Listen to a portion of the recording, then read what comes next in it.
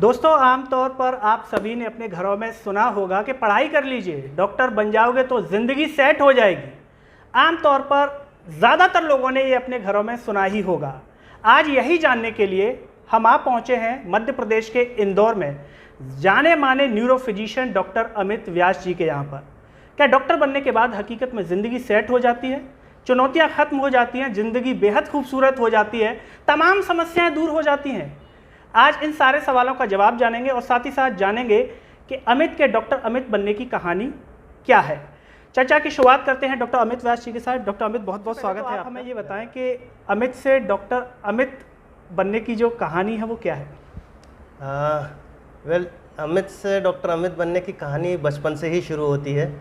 जब मैं स्कूल में था, मुझे एग्जैक्ट याद तो नहीं है कि कौन से साल की बात होगी है, पर चूँकि इंदौर का मेडिकल कॉलेज अपने शहर के बीचों बीच है, इसलिए स्कूल से आते जाते वक्त मैं हमेशा वो बिल्डिंग देखता था और सोचता था कि काश एक दिन मैं इस कॉलेज में आके पढ़ाई करूँगा। और छोटेपन में ही मैं जब अपने पैतृक गांव गया था सतवास, वहाँ पर मैंने जब ये अपना सपना जो है शेयर किया था मेरे बाऊजी, जिनको हम ताऊजी बोलते हैं, उनके साथ, तो बड़े प्रसन्न हुए। और कब देखते देखते मेरा सपना उनका सपना और मेरे पूरे परिवार का सपना बन गया, ये कहना मुश्किल है, पर उन सब के प्यार आशीर्वाद के कारण ही आज मैं डॉक्टर अमित बन पाया हूँ। जैसा कि अभी आपने कहा कि आप स्कूल से आते जाते मेडिकल कॉलेज देखते थे, तो आपने जो MBBS की पढ़ाई की है वो इंदौर MGM मेडिकल कॉलेज से की है? नहीं, मैंने इंदौर MGM से MBBS की पढ़ाई नहीं की, मैंने जबलपुर से MBBS की पढ़ाई करी थी। बाकी रास्ते में आपको वो कॉलेज दिखता हो? हाँ, रास्ते में कॉलेज दिखता था और मेडिकल में जाने की प्रेरणा वहीं से मिली आपको। जी। क्या आपके परिवार में पहले कोई चिकित्सक रहा है, डॉक्टर रहा है, या आपके परिवार में पहले आप ही डॉक्टर हैं? मेरे पूरे खानदान में ही मैं पहला डॉक्टर रहा हूँ। जी। तो बाकी जैसा कि आपका सफ़र जबलपुर से शुरू हुआ, आपने MBBS जबलपुर से की, माता पिता कई बार होते हैं कि अगर हम हिंदी मीडियम के छात्रों की बात करें आमतौर पर, या ग्रामीण परिवेश के छात्रों की बात करें, तो 12वीं तक आते आते लोगों को पता नहीं होता कि हमें आने वाले समय में क्या करना है। घर वाले जो कह देते हैं वो पढ़ाई कर लेते हैं। क्या आपके साथ ऐसा कुछ था कि माता पिता कुछ और चाहते थे कि आप उस सेवा में जाएं, या आपका सोचना था कि मुझे डॉक्टर बनना है? शुरुआत तो मुझसे ही थी। जब मैं मेडिकल में जाना चाहता था तो जैसा मैंने कहा कि ये मेरे विचार मैंने पूरे परिवार के सामने रखे, तो वो सब खुश थे कि भाई अच्छा है, आप ये इस लाइन में जाना चाहते हैं। उन्होंने पूरा सपोर्ट किया। और वो फीलिंग्स क्या होती है जब पहली बार एक आम परिवार में डॉक्टर बन जाए कोई बच्चा, कि भाई जैसे IAS IPS की हम बात करते हैं, ऐसी डॉक्टर भी समाज का एक वर्ग होता है। लाखों माता पिता का सपना होता है कि उसका बच्चा डॉक्टर बने। जब आपका रिजल्ट आया, हम इसलिए जानना चाहते हैं कि जो भी दर्शक ये कार्यक्रम देख रहे होंगे, आज नीट की परीक्षा देते हैं, पहले प्री मेडिकल टेस्ट होता था, तो कहीं ना कहीं उन्हें इससे मोटिवेशन मिलेगा। हाँ, मुझे याद है जब मेरा चयन हुआ था तो मतलब हमारे पूरे खानदान के अंदर एक इसको पर्व की तरह लिया गया था। चाहे वो मामा जी लोगों का परिवार है, चाचा जी लोग, बुआ जी लोग, सब इतने उत्साहित थे कि मैं आपको बयान नहीं कर सकता हूँ। सब बहुत खुश थे। बिल्कुल। अगर आपके हम बात करें रहने की, आप प्रॉपर इंदौर से हैं या मध्य प्रदेश के किसी अन्य जिले से आते हैं? मेरा जन्म तो इंदौर में ही हुआ था, और चूंकि मेरे पिताजी जो हैं वो गवर्नमेंट जॉब में थे, उनका ट्रांसफरेबल जॉब था, इसलिए कई अलग अलग जगहों पे भी हमारी परवरिश हुई है। कुछ साल बचपन के मैंने इंदौर में निकाले, फिर मैं सतना में था कुछ सालों तक, फिर वापस इंदौर आया, और लगभग क्लास 10th से तो मैं इंदौर में ही हूँ। बिल्कुल। जब MBBS की शुरुआत हुई, फर्स्ट ईयर में जाते हैं और पूरी पढ़ाई, उसके बारे में ज़रा आप बताएं। जब पहली बार आपने कॉलेज ज्वाइन किया, उसकी कुछ यादें आप अगर साझा करना चाहें। और आज के समय में अगर हम चर्चा की बात करें, वर्तमान समय में रैगिंग की भी चीज़ें सामने आ रही हैं। रतलाम की हम मेडिकल की बात करें, MGM की बात करें, आपके समय में ऐसा कुछ होता था? अगर होता था तो किस तरीके से? क्योंकि आमतौर पर जब हम कॉलेज करके निकल जाते हैं तो वो यादों के रूप में हर इंसान के साथ कुछ मीठी यादें रहती हैं, कुछ बुरी यादें रहती हैं, तो आप क्या कहेंगे? हमारे ज़माने में रैगिंग आजकल जितनी है उससे ज़्यादा हुआ करती थी, पर रैगिंग जो होती थी वो उसलिए नहीं होती थी कि स्टूडेंट्स को फर्स्ट ईयर को मारा जाए, इसलिए होती थी कि डिसिप्लिन में लाया जाए, है ना। हम लोगों को मतलब इस प्रकार से ट्रेनिंग दी जाती थी, क्योंकि मेडिकल में आने के बाद हर इंसान थोड़ा सा तो हवा में आ ही जाता है ना, तो उसको वापस से ज़मीन पे लाने के लिए, और आप जब रैगिंग लेते हैं देते हैं तो थोड़ा सा बॉन्डिंग बनता है। मैं रैगिंग के पक्षधर नहीं हूँ, पर एक इंट्रोडक्शन होने के लिए और आप अपने से जो सीनियर है उनका सम्मान करें, उसके लिए वो रैगिंग का प्रचलन चालू हुआ। धीरे धीरे उसका ट्रेंड खराब होता गया, इसलिए उसको बैन कर दिया गया। बिल्कुल। जैसा कि MBBS की पढ़ाई आपने की, उसके बारे में ज़रा आप बताएं। जब आप MBBS कर रहे थे तो कई सारी स्पेशलिटी होती हैं डॉक्टरी में, ऑर्थोपेडिक होता है, MD मेडिसिन होता है। न्यूरो के प्रति आप शुरुआत से ही आपने तय कर रखा था मुझे न्यूरो के क्षेत्र में जाना है, क्या इसकी कहानी है? वैसे तो कहना बहुत मुश्किल है कि कब न्यूरो में इंटरेस्ट जागा जी, क्योंकि शुरुआत में जब आप पढ़ते हैं तो आपको समझ नहीं आता, सभी चीज़ें आपको अच्छी लगती हैं, चाहे सर्जरी हो, चाहे ऑर्थोपेडिक्स हो, चाहे मेडिसिन हो, चाहे पीडियाट्रिक्स हो, सारी ब्रांचेस आपको अच्छी लगती हैं। पर धीरे धीरे जैसे जैसे जब आपकी पोस्टिंग होती है ना, और जब आप वार्ड में जाते हैं और देखते हैं, तो आप कनेक्ट कर पाते हैं अपने आप को कि भाई मैं इस चीज़ में ज़्यादा अच्छा कर पाऊंगा, मतलब मेरे लिए ये चीज़ ज़्यादा अच्छी है। तो धीरे धीरे करके वो चीज़ें आइडेंटिफाई होती है। तो मेरे को न्यूरोलॉजी में इंटरेस्ट MBBS शायद 3rd ईयर 4th ईयर से ही आ गया था। बिल्कुल, कि न्यूरो में आपको जाना, न्यूरो में जाना। आज जब कॉलेज के समय में होते हैं, और अगर हम बात करें ग्रामीण क्षेत्रों की, भारतीय परिवेश की अगर हम बात करें, शादी के रिश्ते भी आते हैं, और ऐसे में फिर बच्चा जब खानदान में पहला डॉक्टर हो तो माता पिता की भी अपेक्षाएं रहती हैं। शादी के जब रिश्ते आए आपके लिए, और कहना चाहिए कि मतलब एक सामाजिक परिवेश की हम बात करें तो एक नाम होता है वाकई में, तो उस समय आपका क्या सोचना था, क्या कहना था? MBBS के दौरान तो शादी का कभी सोचा ही नहीं जी। और जब मैं मतलब MBBS ख़त्म हुआ उसके बाद हाँ, निश्चित तौर पे शादी के प्रपोजल्स बहुत सारे आए, घर वाले भी बोलते थे, पर मेरे को क्लियर था कि मेरे को अभी MD के बारे में सोचना है, अभी शादी के बारे में नहीं सोचना है जी। तो पहले मैंने MD का एंट्रेंस क्लियर किया और उसके बाद फिर मैंने शादी करी थी। बिल्कुल। जब व्यक्ति एक प्रोफेशन में आ जाता है, जैसे हम UPSC की भी बात करें, डॉक्टरी की हम बात करें, एक सपना होता है, जब तैयारी कर रहा होता है बच्चा तो होता है कि यार IAS बन गया, IPS बन गया, अब तो बड़ी बात है, डॉक्टर बन गया, बस अब तो जलवा है। क्या ये जलवा वास्तव में हकीकत में होता है, या चैलेंजेस जो है बनने के बाद जब मार्केट में आप उतरते हैं तब होते हैं? देखिए, सबसे पहले तो बहुत खुशनसीबी की बात है कि जो आप सपना देखो वो सपना पूरा हो जाए, है ना। सबके सपने पूरे नहीं हो पाते हैं, तो मेरा सपना पूरा हो पाया उसके लिए तो मैं बहुत खुश हूँ और बहुत तहे दिल से आभार व्यक्त करता हूँ परिवार वालों का, ऊपर वाले का। और चैलेंजेस मुझे लगता है हर फील्ड में आते हैं, नित्य प्रतिदिन हर फील्ड में कुछ ना कुछ चैलेंजेस आते हैं। मेडिकल में चैलेंजेस थोड़ा सा डिफरेंट इसलिए हो जाते हैं क्योंकि यहाँ पर आप इंसान के साथ आप डील कर रहे हो और लोगों की एक्सपेक्टेशन बहुत ज़्यादा हो जाती है, और आप किसी के जीवन मरण उस पर जब आप डिसीज़न लेते हो तो वो चैलेंजेस मतलब ना सिर्फ शारीरिक बल्कि थोड़ा सा मानसिक भी हो जाते हैं जी। जैसा कि अगर वर्तमान समय की हम बात करें, आप न्यूरो फिजिशियन के तौर पर जो है कार्य कर रहे हैं, और हम बात करें अगर इंदौर की, तो एक बड़ा नाम है न्यूरो फिजिशियन में डॉक्टर अमित व्यास का आज के समय में। आपने सोचा था कि यहाँ तक आएंगे, इसके पीछे की अगर राज की हम बात करें, आप क्या मानते हैं किसी भी क्षेत्र में व्यक्ति के सफल होने के पीछे का राज? देखिए, ऐसा तो कोई नहीं सोचता कि मैं यहाँ पे जाऊँगा वहाँ पे जाऊँगा, पर मेरे ख्याल से यदि इंसान 2-3 बेसिक चीज़ें रखे तो वो सफल हो सकता है। पहला कि अपने काम के प्रति ईमानदारी जी, है ना, अपने काम से प्यार जी, है ना। यदि आपको अपने काम से प्यार ही नहीं होगा तो आप आगे नहीं बढ़ सकते हैं, और ऑनेस्टी के साथ यदि आप कुछ भी करेंगे तो मुझे लगता है देर सवेर आपको सफलता मिलेगी ही जी। ये आपने बिल्कुल बहुत अच्छी बात कही। अगर हम बात करें न्यूरो स्पेशलिटी की, अन्य स्पेशलिटी से किस तरीके से आप अंतर मानते हैं? अगर हम अन्य क्षेत्रों की बात करें, डॉक्टरी में भी कई सारी लाइंस होती हैं, उसको न्यूरो को आप किस तरीके से अलग देखते हैं? न्यूरोलॉजी में सबसे इम्पॉर्टेंट है क्लिनिकल डायग्नोसिस जी। यदि हम देखें बाकी स्पेशलिटी में जो डायग्नोसिस है आजकल इन्वेस्टिगेशन के द्वारा हो जाता है जी, पर न्यूरोलॉजी आज भी ऐसा विषय है जिसमें आपको क्लिनिकली डायग्नोस करना पड़ता है कि मरीज को क्या है। कई सारी बीमारियां ऐसी रहती हैं जो किसी जांच में नहीं आती हैं, आपको क्लिनिकली ही देख के बताना पड़ता है कि भाई इसको ये बीमारी है, जैसे पार्किंसंस की बीमारी, डिमेंशिया की बीमारी हो गई, एपिलेप्सी, कई बार इन सब में, या इनकेफेलोपैथी हो गई, इन बीमारियों में कई बार सारे जांचें नॉर्मल आती हैं। तो ये आपका क्लिनिकल सेंस ही रहता है जिससे कि आप उसके डायग्नोसिस पे पहुंच पाते हैं। ये सबसे बड़ा इसमें चैलेंजेस देखते हैं आप? जी जी जी। दूसरा ये भी रहता है कई बार कि जैसे लकवे रहते हैं, उसके अंदर इंसान कई बार बोल नहीं पाता है ना, हाथ पैर सलामत रहते हैं, अच्छे से बोल नहीं पा रहा है, घर वाले समझ नहीं पाते हैं कि क्या तकलीफ है। कई बार बोल तो पाता है, बोली हुई बातों को उतने अच्छे से समझ नहीं पाता है, तो घर वाले डायग्नोस करने में ही कई बार थोड़ा सा लेट कर देते हैं। बिल्कुल। आमतौर पर कहते हैं कि भाई बस आप पढ़ाई कर लीजिए, उसके बाद नहीं करनी है।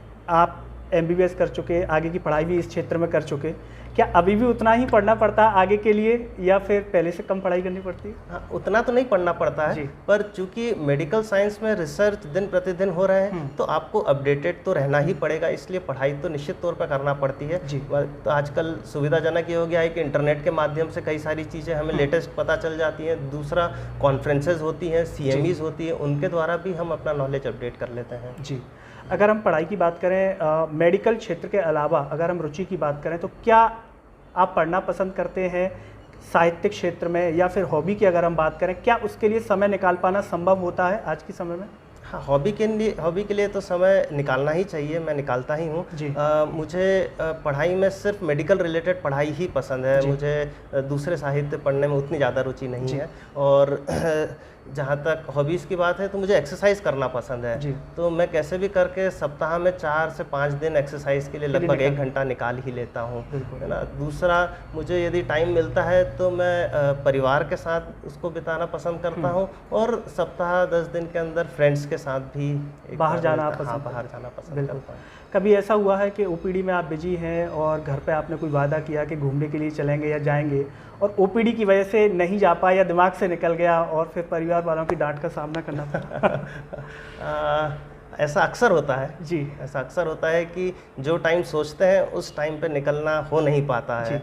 पर उसके लिए परिवार की तो नहीं, हाँ, बच्चों की ज़रूर नाराज़गी का सामना करना पड़ता है, क्योंकि कई बार ऐसा हुआ है कि मान लीजिए 9 बजे जाने का सोचा, सब गाड़ी में 9 बजे बैठ गए हैं, और इतने मुझे फ़ोन आ गया, मुझे कोई पेशेंट देखने जाना पड़ रहा है, तो सब गाड़ी में बैठ के वापस उतर रहे हैं, घर में वापस जा रहे हैं, और मैं 2-1 घंटे बाद आ रहा हूँ और फिर हम लोग गए हैं। तो ऐसा तो कई बार हुआ है। और बच्चों की डांट का, एक बार के लिए परिवार के अन्य सदस्यों की डांट को आप सह सकते हैं, बच्चे के सामने झुकना ही पड़ता है। हाँ, उनको मनाना पड़ता है। जैसा कि आपने बच्चों की बात की, आमतौर पर होता है कि परिवारों में माता पिता सोचते हैं, मतलब एक आम परिवार की हम बात कर रहे हैं, कि जब बच्चे को लेकर के माता पिता भी एक सपना गढ़ लेते हैं अपने मन में।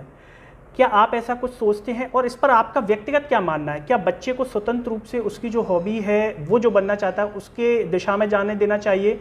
कई बार हम ये देखते हैं कि माता पिता जो जीवन में नहीं बन पाते, सोचने का होते हैं, कई परिस्थितियाँ रहती है वो नहीं कर पाए, तो वो कहीं ना कहीं स्वप्न अपने बच्चे में ढूंढते हैं कि ये पूरा करे। इस पर आप क्या कहेंगे?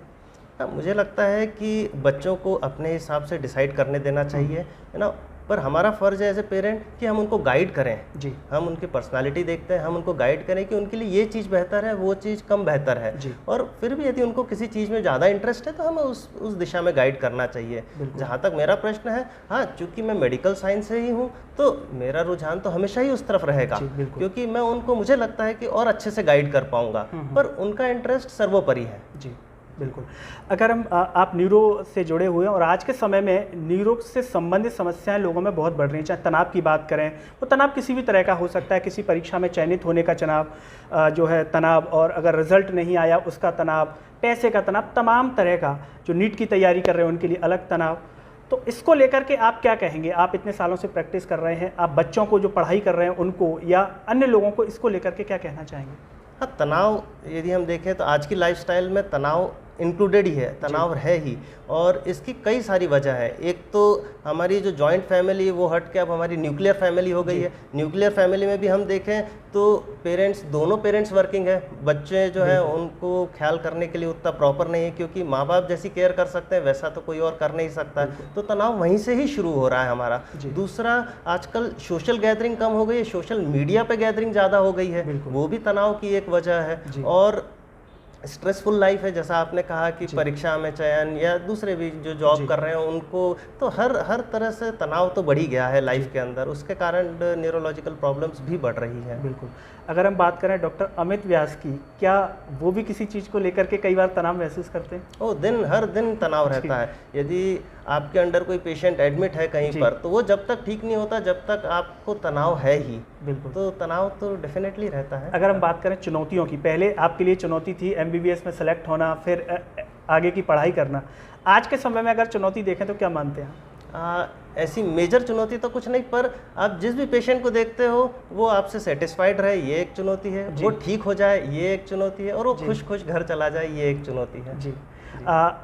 आपके परिवार के बारे में जानेंगे। जो मैम हैं, क्या वो भी मेडिकल फील्ड से हैं? जी हाँ, मैम डॉक्टर रुचिता व्यास हैं, वो पीडियाट्रिक न्यूरोलॉजिस्ट हैं। जी। वो भी एक डॉक्टर हैं। तो वो एक डॉक्टर हैं, तो आपकी समस्या को बखूबी समझती होंगी। समय को लेकर के, जैसा कि आपने चर्चा में जिक्र किया, अगर कई बार ऐसा हो जाता है तो उनकी तरफ से भी कभी नाराज़गी आपको झेलनी पड़ी है? नहीं, उनकी तरफ से आज तक तो कभी इस विषय पे नाराज़गी नहीं झेलना पड़ी। इनफैक्ट उनका तो इतना ज़्यादा सपोर्ट है, उनका ही नहीं, मेरे पेरेंट्स का, मेरे भैया भाभी यूएस में, वो जब भी आते हैं उनके पास समय कम रहता है, वो 15-20 दिनों के लिए अक्सर आते हैं। और अब मेरे इतना बिजी शेड्यूल रहता है कि मैं उनसे बात ही नहीं कर पाता हूँ। अक्सर मैं रात को 12 बजे फ्री होता हूँ और सुबह 8 बजे मैं घर छोड़ देता हूँ, तो कब उनसे मिले। तो उन्होंने इसका एक नया तरीका निकाल लिया था कि जब मैं ओपीडी के बाद हॉस्पिटल जाता था राउंड्स पे मरीज को देखने, तो वो मेरे साथ गाड़ी में ही आ जाते थे। और रास्ते में हम लोग बात करते हुए जाते थे। 15-20 मिनट वो लोग बाहर गाड़ी में ही वेट करते थे, मैं अंदर जाके पेशेंट देख के आता था और फिर इस प्रकार से करते थे। मेरी वाइफ आज भी मेरे साथ, जब भी मेरे को रात में हॉस्पिटल जाना होता है तो मेरे साथ ही जाती है। एक सवाल मेरे मन में है, आमतौर पर हम देखते हैं कि जितने भी डॉक्टर्स हैं आमतौर पर वो डॉक्टर से ही शादी करते हैं। आप भी एक डॉक्टर, इसके पीछे क्या रहता है? मतलब वो फील्ड को समझते हैं इसीलिए, या आमतौर पर डॉक्टर हैं तो सोचते हैं कि डॉक्टरी फील्ड में ही हम शादी करें? ज़्यादातर में ऐसा देखने को मिलता है, तो इसके पीछे आप क्या मानते हैं, क्या सोचते हैं? बेसिक रीज़न तो ये है कि वो समझ सकें कि भाई मतलब डॉक्टर बनना सिर्फ पैसा कमाना नहीं है, उसके कई गुना आगे है। इसलिए मैं कहना भी चाहूँगा, जो लोग डॉक्टर प्रोफेशन में आना चाहते हैं पैसे के लिए तो बिल्कुल ना आए, है ना। ये जो प्रोफेशन है इसके अंदर आपका कमिटमेंट लगता है। और यदि मान लीजिए कोई पेशेंट है ना, वो आपके भरोसे आ गया है, तो आप उसको वैसा नहीं देख सकते कि भाई ये तो 100 रुपये, 1000 रुपये, 2000 रुपये, वो नहीं। वो आया है उस विश्वास के साथ, तो आपको अपनी पर्सनल लाइफ में से वो टाइम निकाल के देना पड़ेगा। जैसे आप यकीन नहीं करेंगे, अभी मैं आपसे इंटरव्यू कर रहा हूँ, पर आज रविवार है, फिर भी एक मरीज नीचे आ चुका है। मैं उसको बोला है मैंने कि आप आधी घंटा वेट करो, मैं आपको देखूंगा। बिल्कुल, ये आपने बेहद महत्वपूर्ण बात बताई। जो भी दर्शक हमारा एक कार्यक्रम देख रहे होंगे, चलते चलते आप न्यूरो से संबंधित कोई भी मैसेज विद्यार्थियों को, आज के समय हम बात करें, जो लोग एम्प्लॉयमेंट के लिए परेशान हैं, क्योंकि रोज़गार की स्थिति भी देश में बेहद खतरनाक है, जो युवा पीढ़ी है वो काफ़ी तनाव में है, तो कोई भी एक संक्षिप्त में मैसेज आप क्या देना चाहेंगे? मैं कहना चाहूँगा कि सबसे पहले तो अपनी फिज़िकल और मेंटल हेल्थ दोनों का ख्याल रखें। फिज़िकल हेल्थ के लिए आपको कुछ योग, प्राणायाम, वॉकिंग, रनिंग, जिम, स्पोर्ट्स, कुछ ना कुछ फिज़िकल एक्टिविटी दिन में 1 घंटा करना चाहिए। मेंटल हेल्थ के लिए आपको जो है सोशल मीडिया से थोड़ी दूरी बना के रखना चाहिए, और अपने फ्रेंड्स से, है ना, रिलेटिव से, पेरेंट्स से, इनसे प्रॉब्लम को डिस्कस करना चाहिए। कई बार ऐसा लगता है हमें कि प्रॉब्लम बड़ी है, पर जब हम डिस्कस करते हैं तो डिस्कस करते करते ही उसका आंसर आ जाता है। तो मैं कहूँगा कि उस दिशा में आगे बढ़ें। और स्ट्रेस पूरी तरह तो कम नहीं किया जा सकता, पर जितना कम कर सके अपने लेवल पर उतना कम करें, और अपनी काबिलियत को पहचानें और उसके हिसाब से एक्सपेक्टेशन रखें। कई बार क्या होता है कि लोग एक्सपेक्टेशन जो रहती है और जो उनकी काबिलियत है उसमें मिसमैच रहता है। यदि वो मिसमैच रहेगा तो आप हमेशा दुखी रहोगे। बिल्कुल। तो जो भी दर्शक हमारा कार्यक्रम देख रहे हैं, ये थे मध्य प्रदेश के इंदौर से हमारे साथ डॉक्टर अमित व्यास। इन्होंने जो बातें चर्चा में कही बेहद महत्वपूर्ण और आमतौर पर हर व्यक्ति के जीवन में कभी ना कभी काम आ सकती है, विशेष रूप से जो तैयारी कर रहे हैं मेडिकल की या अन्य किसी भी चीज़ की। जैसा कि महत्वपूर्ण बात कही कि उन्होंने कि जो आपकी काबिलियत है उसे पहचानें और उसके अनुरूप अगर आप काम करेंगे तो शायद आप आसानी से सफल हो सकते हैं। उसमें मिसमैच नहीं होना चाहिए कि आपने अपना सपना बड़ा तय कर लिया और आपकी काबिलियत किसी दूसरे क्षेत्र में या उसके आप काबिल नहीं है, तो इसको ज़रूर पहचानें। और जैसा कि कहा कि स्ट्रेस को पूर्ण रूप से तो नहीं भगाया जा सकता, लेकिन कम किया जा सकता है। आप एक्सरसाइज के लिए समय निकालें, व्यायाम करें और परिवार से अपनी समस्याओं को ज़रूर जो है आप शेयर करें, चाहे दोस्तों के साथ, परिवार के सदस्यों के साथ, क्योंकि शेयर करने से ही उसमें उसका हल निकल जाता है। दोस्तों, आपके मन में और भी जो सवाल हों मेडिकल फील्ड से रिलेटेड या डॉक्टर अमित व्यास से आप कुछ पूछना चाहते हो तो कमेंट बॉक्स में ज़रूर बताइएगा। अगली बार जब भी डॉक्टर अमित व्यास हमारे बीच में होंगे तो उन सवालों को हम कार्यक्रम में सम्मिलित करेंगे। तब तक के लिए मुझे और डॉक्टर अमित व्यास को दीजिए इजाज़त। नमस्कार। नमस्कार।